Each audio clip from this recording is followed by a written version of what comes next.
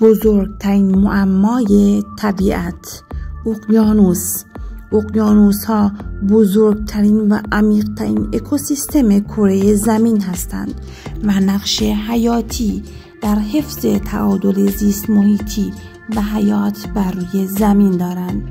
اقیانوس ها 71% از سطح زمین را پوشش می دهند و حاوی 91% از آب کل زمین هستند.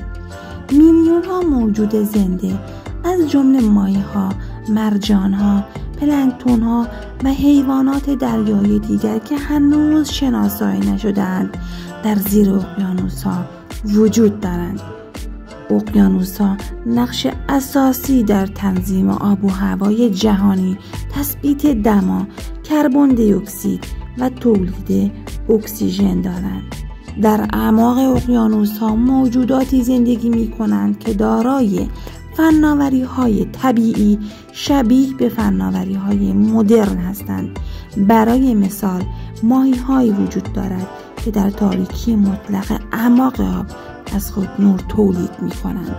در حال حاضر 80% از دنیای زیر آب هنوز کشف نشده است.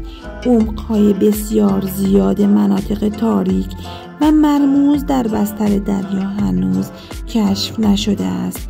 این بستر ناشناخته محل زندگی هزاران گونه عجیب و غریب و جدید هستند که هنوز شناسایی نشده‌اند.